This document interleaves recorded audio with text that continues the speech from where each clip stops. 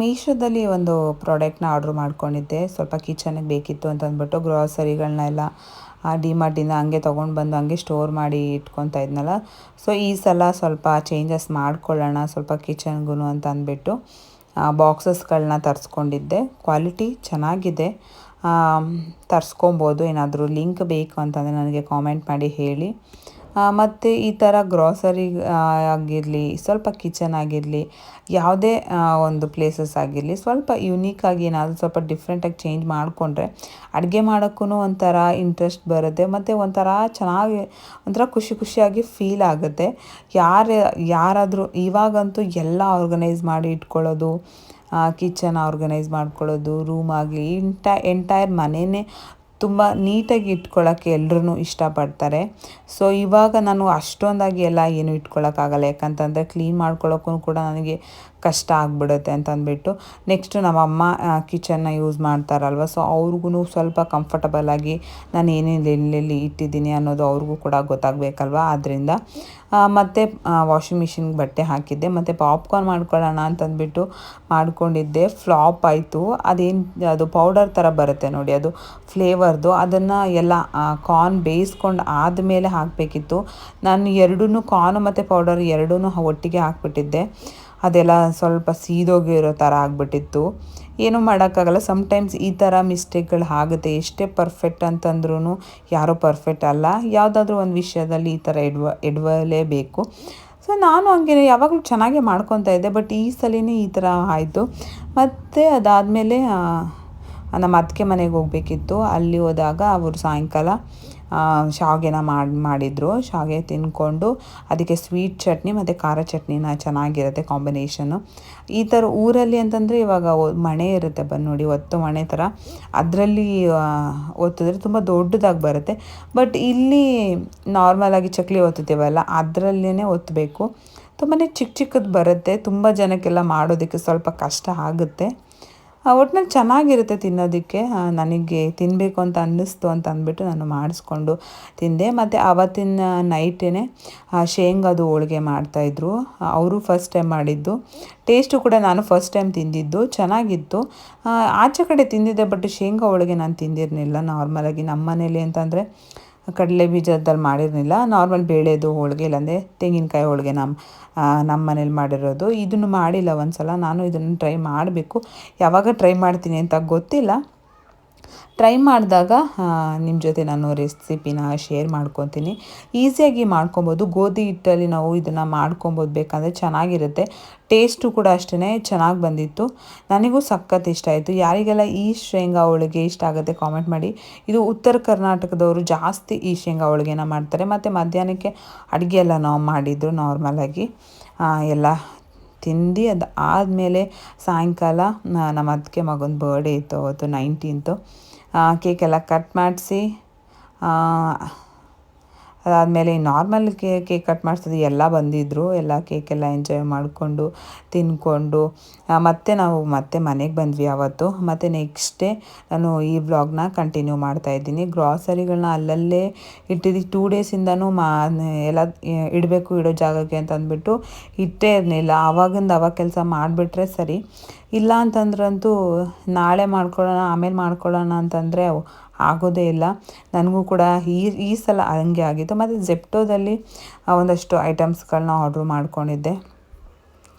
Popcorn ಅದು ಇದೆಲ್ಲ ಚೆನ್ನಾಗಿ ನನಗೆ ಇದು ಸಿಕ್ಕಿತ್ತು, ಆಫರ್ ಸಿಕ್ಕಿತ್ತು ಅಂದ್ಬಿಟ್ಟು ಆರ್ಡ್ರ್ ಮಾಡ್ಕೊಂಡಿದ್ದೆ. ಮತ್ತು ಗ್ರಾಸರಿಗಳನ್ನೆಲ್ಲ ತಂದು ಇಟ್ಕೊಂಡಿದ್ನಲ್ಲ, ಸರಿ ಇವತ್ತು ಆದದಾಗಲಿ ಇತ್ತಾಗ ಮಾಡೇ ಬಿಡೋಣ ಅಂತಂದ್ಬಿಟ್ಟು ಎಲ್ಲ ತುಂಬಿ ಇಟ್ಕೊಂಡೆ. ಮತ್ತು ಈ ಸಲ ಒಂದು ಪಾಪ್ಕಾರ್ನ್ ಆರ್ಡ್ರ್ ಮಾಡಿಕೊಂಡೆ. ಈ ಸಲನಾದರೂ ಲಾಸ್ಟ್ ಟೈಮ್ ಹಂಗೆ ಆಯ್ತಲ್ಲ, ತಿನ್ನೋಕ್ಕಾಗಿಲ್ಲ. ಕಹಿ ಬಂದರೆ ತಿನ್ನೋಕ್ಕಾಗೋದಿಲ್ಲ.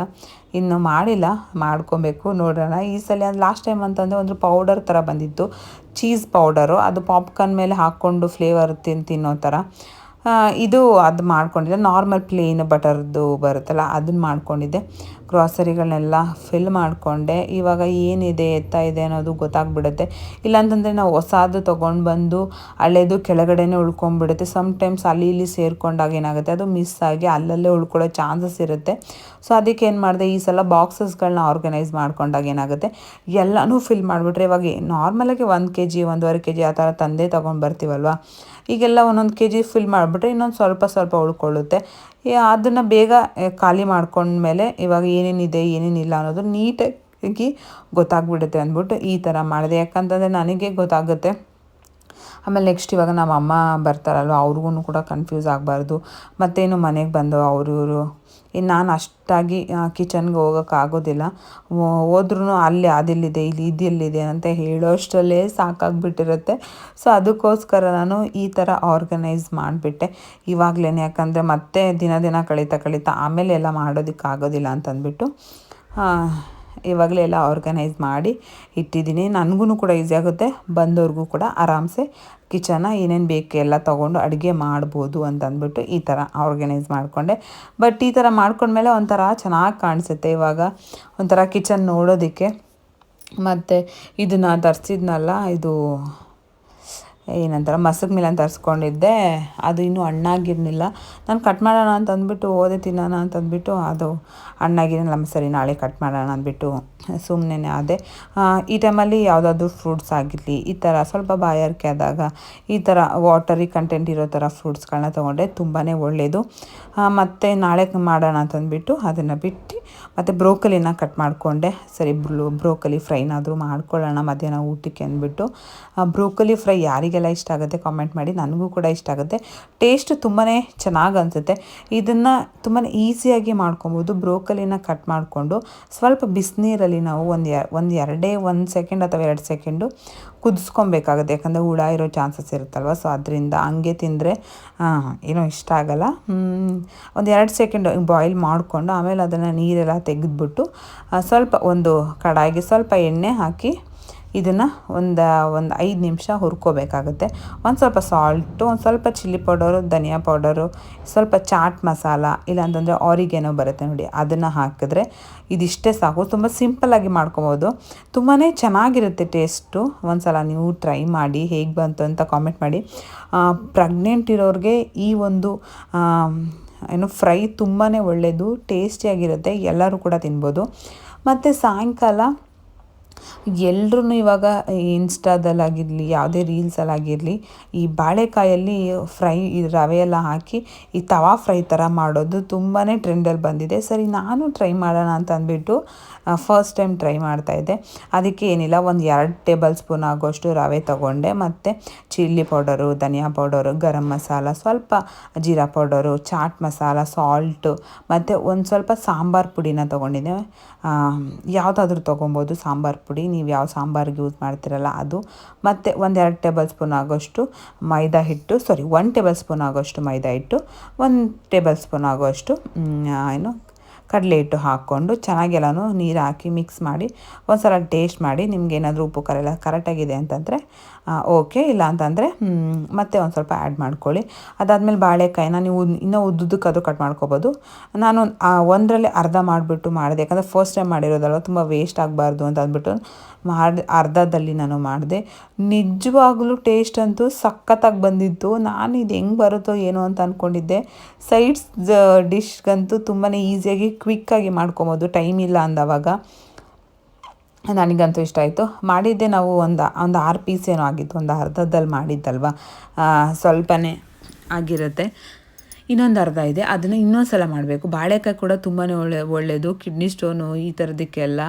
ಈ ಬಾಳೆಕಾಯಿ ಚಿಪ್ಸು ಈ ಥರ ಆಯಿಲ್ ಮಾಡ್ಕೊಂಡು ತಿನ್ನೋದಕ್ಕಿಂತ ಈ ಥರ ಸ್ವಲ್ಪ ಇದು ಜಾಸ್ತಿ ಆಯಿಲು ಕೂಡ ಯೂಸ್ ಮಾಡೋಂಗಿಲ್ಲ, ಸ್ವಲ್ಪ ಆಯಿಲಲ್ಲಿ ಮಾಡ್ಕೊಬೋದಲ್ವ. ಸೊ ಅದರಿಂದ ಇದನ್ನು ಟ್ರೈ ಮಾಡಿ, ನಿಜವಾಗ್ಲೂ ಚೆನ್ನಾಗಿ ಬಂದಿತ್ತು. ನನಗೂ ಸಖತ್ ಇಷ್ಟ ಆಯಿತು, ನಮ್ಮ ಮನೆಯವ್ರಿಗೂ ಕೂಡ ಚೆನ್ನಾಗಿ ಇಷ್ಟ ಆಯಿತು. ಇವಾಗಂತೂ ಕಂಟಿನ್ಯೂಸ್ ಆಗಿ ಮಾತಾಡೋಕ್ಕೆ ಆಗೋದಿಲ್ಲ, ಗಂಟ್ಲೆ ಒಣಗೋಗ್ಬಿಡುತ್ತೆ. ಸ್ವಲ್ಪ ನೀರು ಕುಡಿಬೇಕು, ಮತ್ತು ಸ್ಟಾಪ್ ಮಾಡಿ ಮತ್ತೆ ಮಾಡಬೇಕು. ತುಂಬ ಜಾಸ್ತಿ ಫ್ಲೇಮಲ್ಲಿ ಇದನ್ನು ಬೇಯಿಸೋಕೆ ಹೋಗಬಾರ್ದು, ಮೀಡಿಯಮ್ ಫ್ಲೇಮಲ್ಲಿ ಎರಡೂ ಕಡೆ ನೀಟಾಗಿ ಬೇಯಿಸ್ಕೊಂಡು ಮತ್ತು ಬೆಂದಮೇಲೆ ಅದಕ್ಕೆ ಒಂದು ಸ್ವಲ್ಪ ಉಪ್ಪು ಬೇಕು ಅಂದರೆ ಉಪ್ಪು ಖಾರ ಹಾಕ್ಕೊಂಡು ಒಂಚೂರು ಚಾಟ್ ಮಸಾಲಾನ ಹಾಕ್ಕೊಬೋದು. ಇಲ್ಲಾಂದರೆ ಒಂಚೂರು ನಿಂಬೆಹಣ್ಣ ಹಿಂಡ್ಕೊಂಡು ತಿಂದ್ರೂ ತುಂಬಾ ಚೆನ್ನಾಗಿರುತ್ತೆ. ನನಗಂತೂ ಸಖತ್ ಇಷ್ಟ ಆಯಿತು. ಇನ್ನೊಂದು ಸಲ ಟ್ರೈ ಮಾಡ್ತಾ ಇರೋಣ. ಇದ್ರ ಬಾಳೆಕಾಯಲ್ಲೂ ಮಾಡ್ಕೊಬೋದು, ಇಲ್ಲ ಅಂತಂದರೆ ಇದು ಬರುತ್ತೆ ನೋಡಿ, ಆಲೂಗೆಡ್ಡೆಯಲ್ಲೂ ಕೂಡ ನಾವು ಮಾಡ್ಕೊಬೋದು, ಚೆನ್ನಾಗಿರುತ್ತೆ. ಮತ್ತು ಈ ಒಂದು ಪುಟ್ಟ ವ್ಲಾಗ್ ನಿಮಗೆ ಇಷ್ಟ ಆಗಿದ್ದರೆ ಪ್ಲೀಸ್ ಲೈಕ್, ಶೇರ್, ಕಮೆಂಟ್ ಮಾಡಿ, ಸಬ್ಸ್ಕ್ರೈಬ್ ಮಾಡಿಕೊಂಡು ಸಪೋರ್ಟ್ ಮಾಡಿ. ಪ್ಲೀಸ್ ನನ್ನ ಚಾನಲ್ ಸಬ್ಸ್ಕ್ರೈಬ್ ಮಾಡ್ಕೊಳ್ಳಿ.